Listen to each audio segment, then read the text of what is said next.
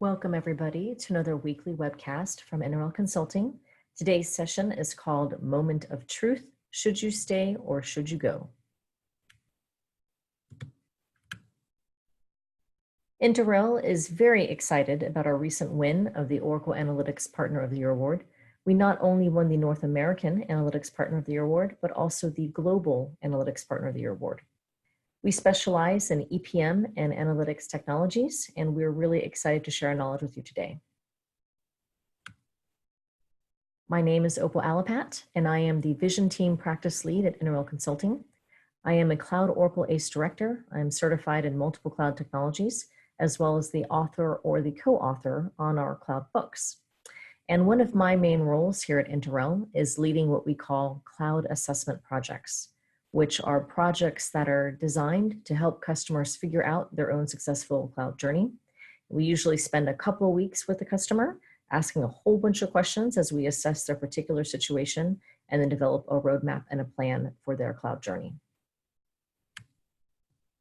So here's our agenda today. First, I'm going to give you all a dose of reality about what a migration path would look like. Then I'll go through some very foundational concepts of what migration paths exist and platforms, licensing options, etc. Then we'll talk about the key critical questions that you need to do your own assessment of your particular situation so you can make important decisions on what that migration path will look like. We'll also give you tools so that you can build your own business case. We'll tell you what the true business impact is to all the different groups that will be impacted by this migration. And then we'll finish out with an action plan with key takeaways. So the first thing that I want to talk about is the dose of reality, which is, I know that many of you are probably listening to this webcast, not because you're asking the question of whether or not you should stay on your current version on-prem. My guess is many of you are on 11.124 or an earlier version, and you're probably wondering what the real question is, which is, when do I need to go to cloud? And the reason why I'm saying that is because if you've been listening to Oracle at all for the past 5 years, cloud is their strategic direction. And although they are going to be making on-prem 11.2 available any day now, and that will have a lifetime of at least 10 years, the truth is that it's going to be the very last on-prem version, and they expect all their customers to eventually move to cloud. So I know that in reality, what you're all here to ask is, when should I move to cloud? And we will help you answer that question. In addition, some of you may have already decided to move to cloud, and you may be thinking, okay, that's great. I want to hear all this, but I'm really here to get tips and tricks on how can I move to cloud as fast as possible. Just tell me what the shortcut is so I can get it done quickly. Well, I hate to tell you, but everybody's path is completely different based on a number of variables. And so unfortunately, there is no easy button. But we will cover what a typical journey looks like for different types of customers, all the important questions that you should ask yourself so that you can make the right decision. So first, let's start with the foundational education. We're going to cover what are your environment platform options, what are the licensing options within those, and what does a migration to either on-prem 11.2 or cloud or hosted look like? So let's start with what are your environment options. So in general, in my opinion, there are 3 main options that you could go. You could stay on-prem and upgrade to 11.2. You can go to hosted or possibly even cloud. And the way that I'm going to define each is basically create an analogy based on living spaces. So if you wanted to stay on-prem and migrate your current software version of EPM to 11.2, I kind of think of that as like a house from the 90s. It's very functional, but it may not be super convenient to work, so might have a longer commute time, and it has outdated appliances that are from the 90s. But on the other hand, you do fully own it, which means that you're responsible for everything related to it. You have to secure the perimeter. You have to deal with, mowing the yard, anything that breaks down you're responsible for, and which is fine if you like control. That's a very critical component to this.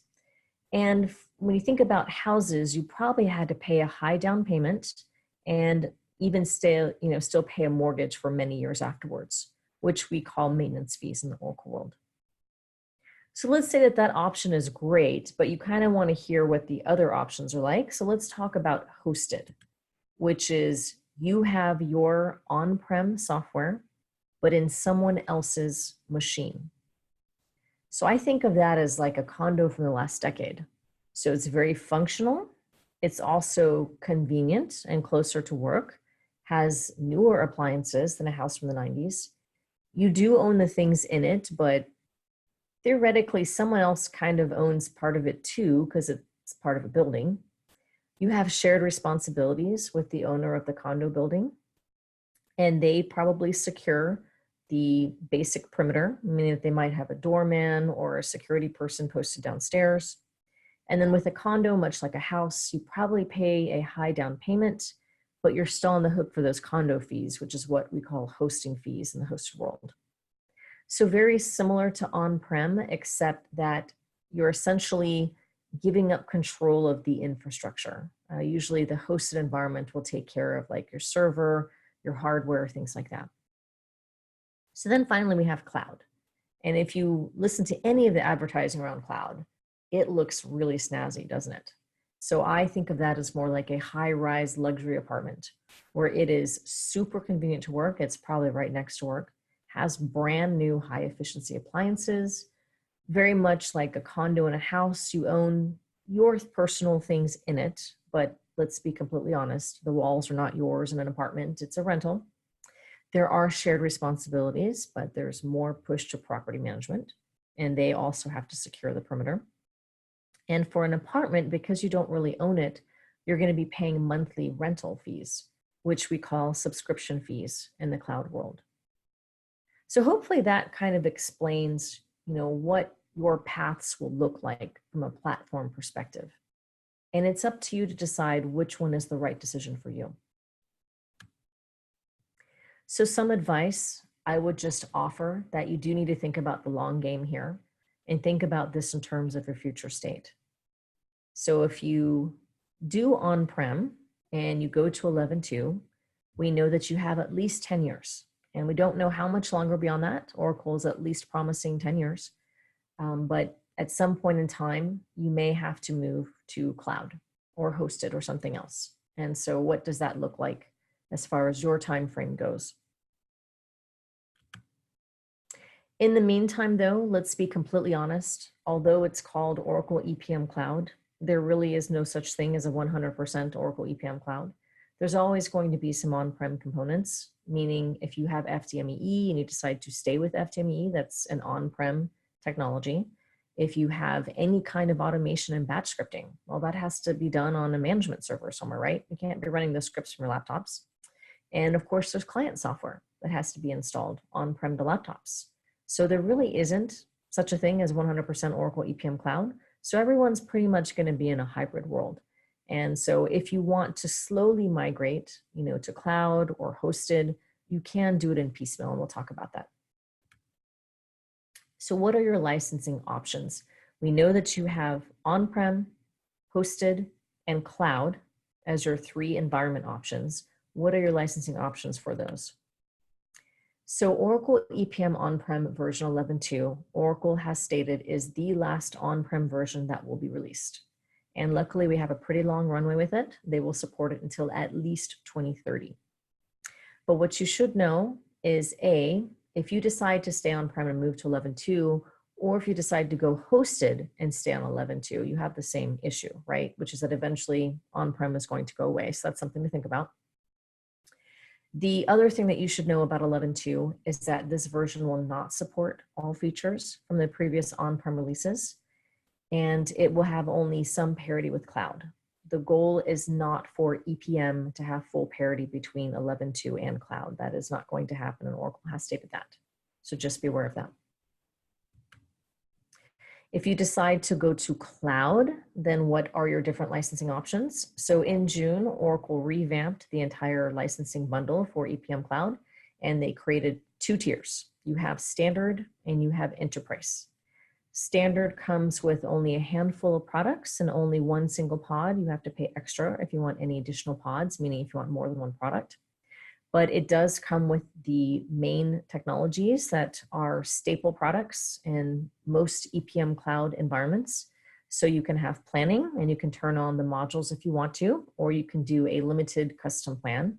And some of the things that you should know though, is that not every feature will be available in the standard release. We'll talk about that in a second. This also comes with financial close and account reconciliation. Just know that for financial close, you're not going to get every single feature. We'll talk about that in a second. You do get data management, which comes bundled with planning and financial close. And you will get narrative reporting, which used to be called EPRCS. And that comes with the management reporting technology, as well as the narrative reporting technology within itself. Let's say that you want enterprise. So enterprise costs twice as much, but it comes with everything, with only one exception, which we'll talk about in a second. So this comes with the full gamut of planning technologies, including more plan types, all the modules, freeform planning, which is a brand new offering that's basically Essbase and planning. So it's not, things like EAS and, full-blown Essbase, but more of Essbase within a planning environment with none of the same planning restrictions that planning apps have. You can also leverage Groovy within the enterprise licensing, and profitability and cost management will be available. From a financial close standpoint, you get all features of financial close, all features of account reconciliation. You also get tax reporting. And from a reporting standpoint, you get full-blown narrative reporting, formerly known as EPRCS, which means that you'll get the management reporting, you'll get narrative reporting, and you'll get disclosure management, which is statutory reporting. And then there's also enterprise data management. Now, this is going to come in a limited license release. So it's a maximum of, like 5,000 records or something like that. So if you want more, you have to purchase more, but it does come with a basic version of this, which you can use to manage some of your metadata if you wish.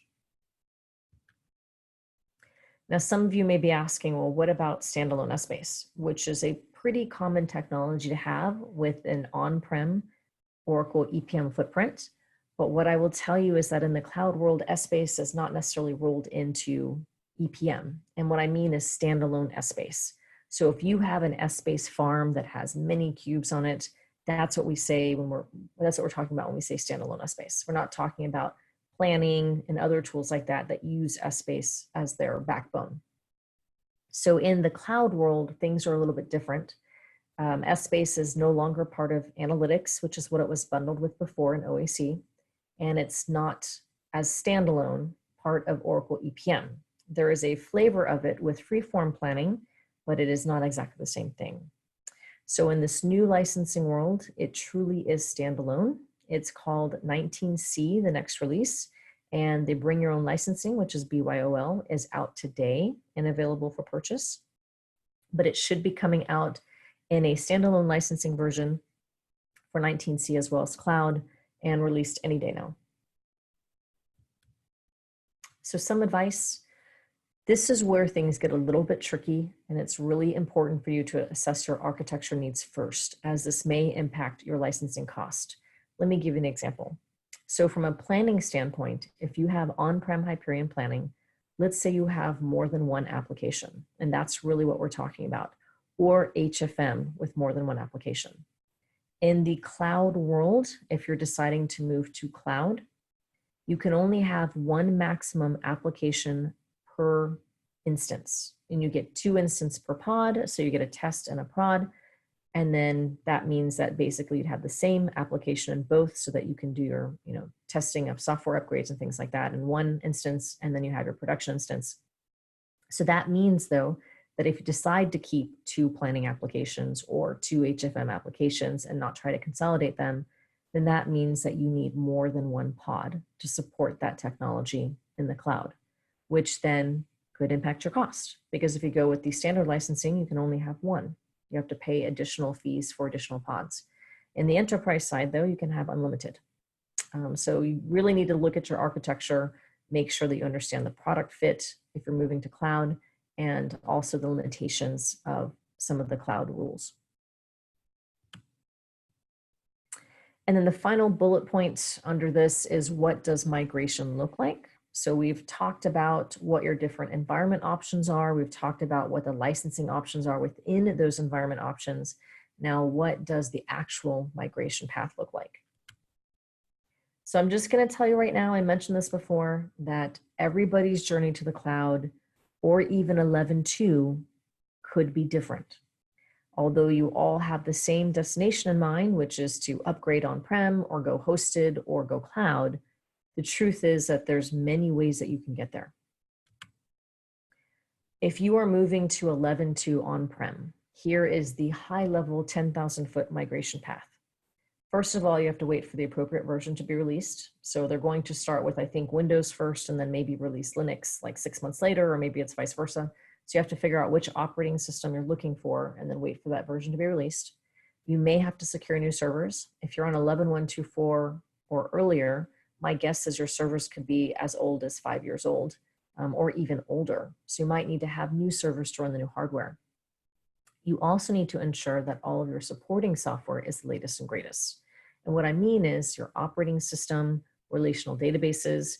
There are a lot of customers who decided to move to cloud because their supporting software was at its end of life. And so they figured, well, might as well just take advantage of this opportunity, and they just moved everything to the cloud. So if you're going to stay on-prem, you're going to want the longest life possible for that upgrade before you have to do any other kind of upgrade of your technical servers and your software. So you might as well have the latest version. You will also need to upgrade your current version of on-prem software to a supported version for the upgrade. I believe 11.124 will be supported, but if you're on a version other than that, you're going to have to upgrade to 11.124 first before you can upgrade to 11.2. Then you're also going to want to look at the design impacts because 11.2 will have some new features, and you're going to want to look at those gaps between old on-prem and 11.2 and adjust accordingly. Then you're going to have to perform an out-of-place upgrade because that's all that's going to be supported. There is no just upgrade in place. It has to be out of place. And then once you're finally done and you've tested everything, you may want to take advantage of new features and improvements. If you decide to move to cloud, and just to be completely honest, if you're going to go to hosted, so if I go back to this on-prem to 11.2, it is still theoretically the same migration path, except that you're going to be migrating off of your servers and onto hosted servers. But we're going to assume that you're still going to 11.2, even in a hosted environment. So let's talk about cloud. So the way that I think about cloud migration paths is we've seen a lot of different customers take a lot of different paths here. At the very beginning of cloud, which was about 5 years ago, most of the customers were just dipping a toe in the water. They were starting with a single solution, something like narrative reporting or EPRCS or account reconciliation, just to kind of see how it went, which means that they had a hybrid environment. So they had a number of components still on-prem, and they were moving just a single tool in cloud just to see how it all went and to build their confidence in cloud. We don't really see much of that anymore. Most people have full confidence in cloud. What we're seeing more of today is doggy paddling, which is where you start with maybe a couple of applications and solutions, and then you have additional phases, which will continue to build on the lessons learned in phase one, which means, again, that you're dealing with a hybrid end result at the end of the day because you're slowly migrating your technology solutions to cloud in phases.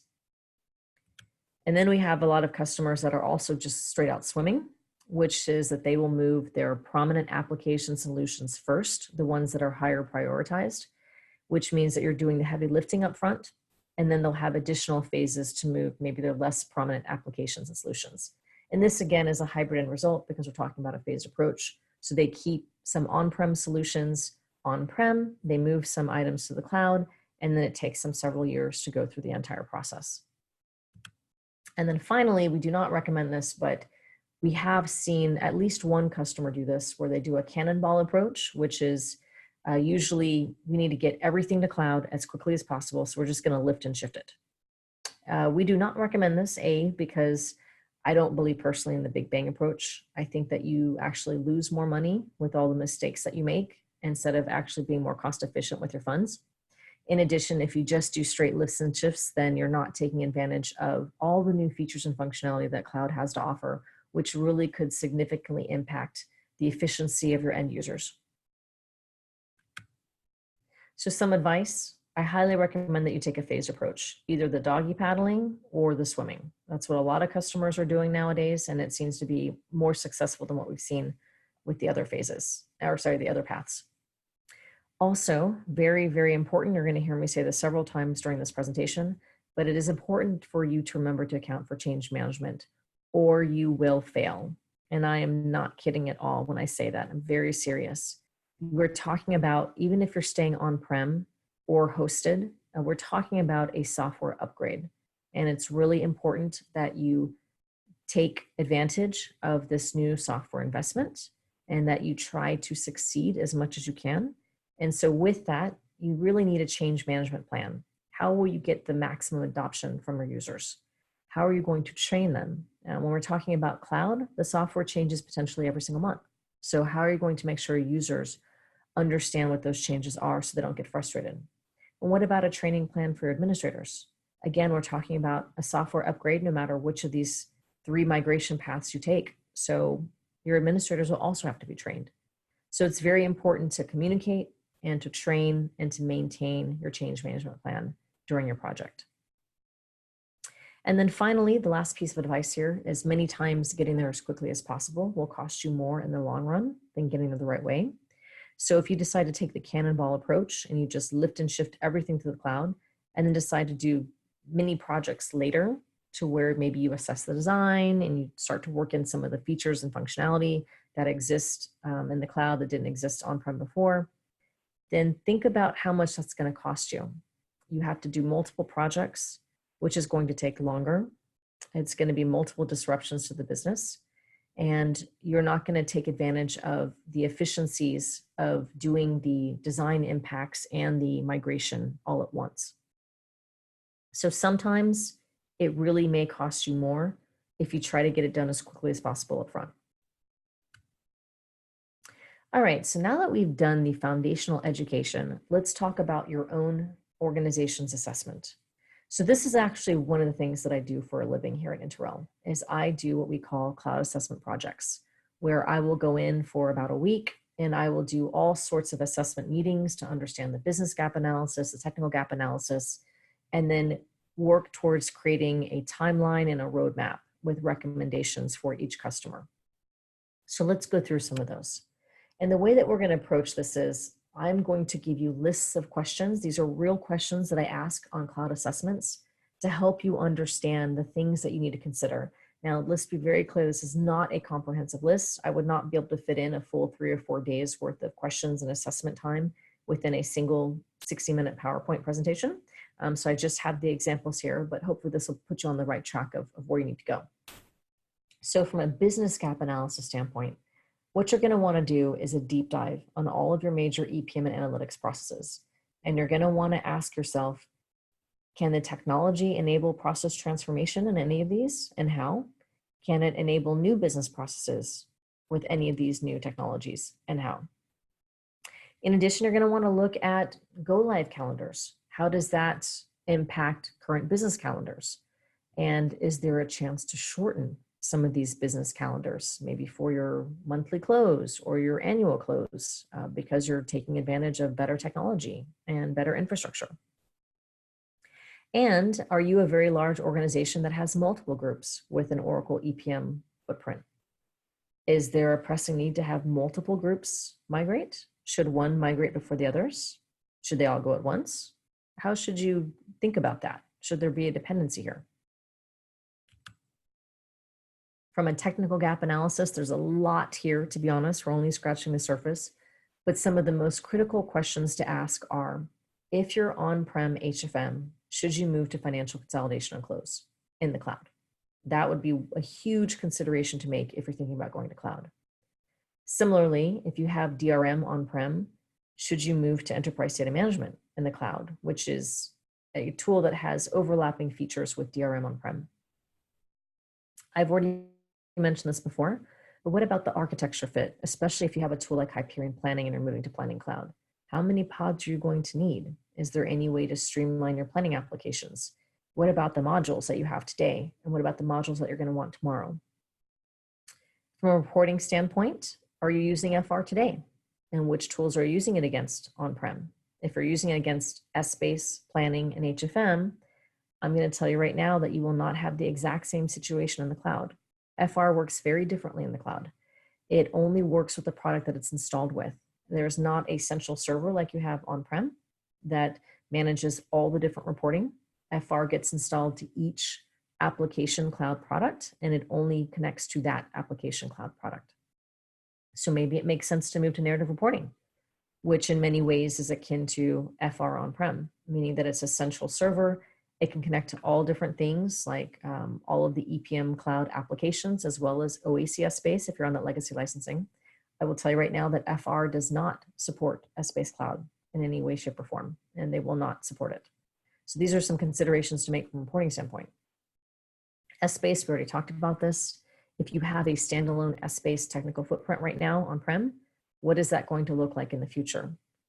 Are you going to wait for 19C, or are you going to get rid of Essbase, maybe convert it to freeform planning? There's quite a few options here. So what are you going to do with Essbase? From a data integration standpoint, I will tell you that not all the same data integration tools that existed on-prem will be supported in the cloud. So for instance, there is no such thing as ODI for 11.2, nor for EPM Cloud. So if you're using ODI today, that might be a problem. You might have to rebuild all those existing integrations. If we're using FDME, you do need to upgrade it to a minimum version in order to be compatible with cloud. But that might be something that you might have to upgrade FDME on-prem and then, tweak the existing integrations. If you're doing any special kind of thing with on-prem, batch scripts and all sorts of different types of coding on-prem, those have to be assessed to see how you're going to move those to the cloud and even maybe a hosted environment. In addition, there's a whole bunch of new products and solutions available in the cloud that didn't exist on-prem. Narrative reporting, which is the reporting cloud tool, enterprise data management, which is eventually going to replace DRM, and new planning cloud modules that didn't exist before, like sales planning. That wasn't there before. In addition, you need to understand security in the public cloud world. A lot of customers get tripped up in this area, and it can create some red tape. So it's really important that you have all of your questions answered, especially if you're moving to public cloud instead of private cloud, to make sure that your IT department is comfortable with how security works and how it will be maintained and how it will integrate with your current network security. One of the things that our customers are not always aware of, especially if you're on OAC, is that it does require an initial setup and configuration, and it's very technical. And that might require consultant time, it might require IT time, but it might require resources and time that you are not prepared to give.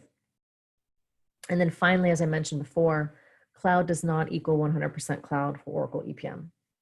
So are there new servers that are required for this migration, especially if you're, let's say, upgrading FDME to the version that is required for cloud?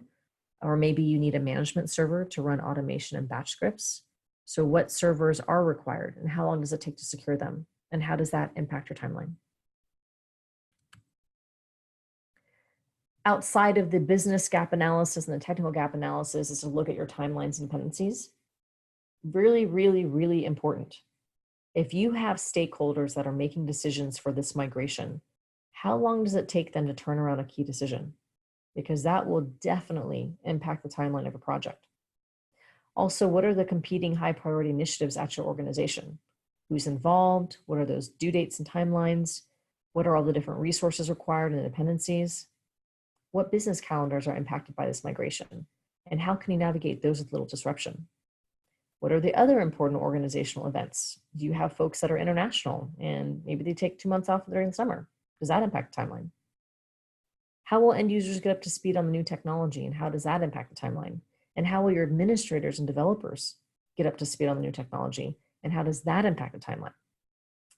Remember that regardless if you upgrade to 11.2 on-prem or if you move to cloud, we are still talking about a software upgrade that is going to require training, it's going to require change management, and all of those timelines and dependencies impact the project.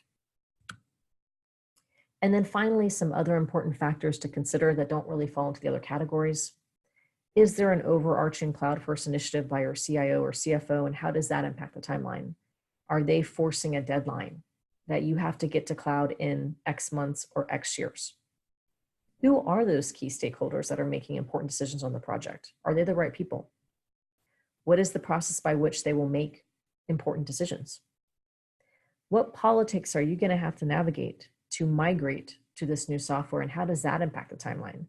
Some of our customers are also getting hung up in this area, where in order to introduce a new vendor, like maybe they weren't using FDME before, but now they'd like to use it because it works with both on-prem and cloud, and introducing a new vendor software like FDME when you didn't have it before might create delays and timelines to secure the servers required for that installation, and then to have it work correctly within your network firewall security and things like that.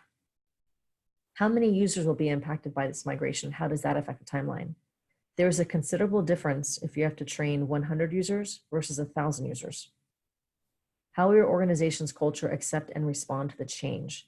And this is really driving to the heart of change management, which I mentioned that I'm going to mention several times on this webcast, because it is critically important that you consider it, and you have to account for your organization's specific culture and how they respond to this change. Very important but overlooked point. Do you have strong project managers who can unblock challenges, move teams forward, and stay on top of all the tasks? Depending on how large your migration is, it could have many different work streams, and you need strong project managers who stay on top of that and can help unblock challenges and politics. And finally, do you need to hire new staff for any of the new required technical skill sets? There are some new technologies that are involved with, let's say, cloud. For instance, Groovy. Does anyone know Groovy? Do you need to implement Groovy? Is that something that's going to be required, and who's going to maintain that? So some advice in this area as you do this assessment is I will tell you that this assessment often takes the longest. There's a lot of questions to ask. There's a lot of things to assess, and you may need outside help. Maybe because you just don't have the bandwidth to do it yourself. Maybe you don't have the skill set to do it yourself. Or, and this is a real reason, for political reasons. We've had customers come to us to do their assessments because their companies just won't listen to them, but they will listen to a third-party outside company who specializes in this. And so people do hire us for that reason. And the other thing I would tell you is just to be careful when you're backing into a timeline. If your CIO says you have a cloud-first initiative and you have to get everything migrated by the end of 2020, when some of the software components and some of the support ends, then do you have enough time, considering all the different business processes and cycles that are going to be happening during the next year? Is that enough time for you to migrate everything? So just be very careful, because you can get yourself into hot water if you try to streamline or go faster than you should. So now that you've taken a look at what the assessment should look like, let's talk about how do you build the business case. Let's say that you've heard all this education, you've done your own assessment on your particular unique situation, and now you're ready to make a business case to the executives so that they will write that check so you can get this project started. And we're going to look at key drivers, return on investment, or otherwise known as ROI, and projections. So some advice here if we talk about key drivers. What are the key drivers? What are the critical problems today that will be solved by this migration? We have some customers that have decided to move to cloud because their software products encountered their end of life, like SQL Server or Windows. They encountered their end of life, so they determined they would take advantage of the opportunity, and instead of doing a software and technical refresh, they would just move to cloud. So think about what are those key drivers that are driving the migration path, and those should be stated upfront in your business case. In addition, when looking at return on investment, that is something that can be both quantified and unquantified. Quantified meaning that you use real numbers, you can actually quantify the return on investment. And what you're going to want to do is build a business case with as much data as you can to support you for quantifiable ROI. And if you're not sure what we're talking about when we say quantifiable ROI, what a lot of customers use is cost savings. How much will this cloud investment cost over a period of 5 years compared to if you stay on-prem and then let's say even have to do an upgrade a second time? What is the time savings? there are customers who have been able to quantify in hours how much time they will save by moving to, let's say, 11.2 or cloud. And then you should also balance that with unquantifiable ROI. And examples of unquantifiable ROI include security. We have a couple of customers that are moving to cloud because they were hacked a couple of years ago, and they fully believe that Oracle can maintain their security perimeter better than their IT department can. And that just gives you peace of mind, which you can't really quantify. Data integrity. So maybe you have a mishmash of systems and you don't have a single version of the truth. You don't have systems, moving data around in an efficient way, and maybe you'll get all of that with the new technologies available. Also, just having a technology standard. So for instance, we're going to use planning modules to do all of our workforce revenue and expense planning, and we're going to have that as the standard across the entire organization, so it's all done the same way. So your ROI results should be put into quantifiable and unquantifiable buckets. And then when you're done with the migration, you should also measure them to see how accurate you were and to really put a value to what the migration gave you. When we look at projections, so what we're talking about here is things like success criteria. How do I project if this project is successful? Also roadmap, timelines, cost estimate, estimated challenges with mitigation plans.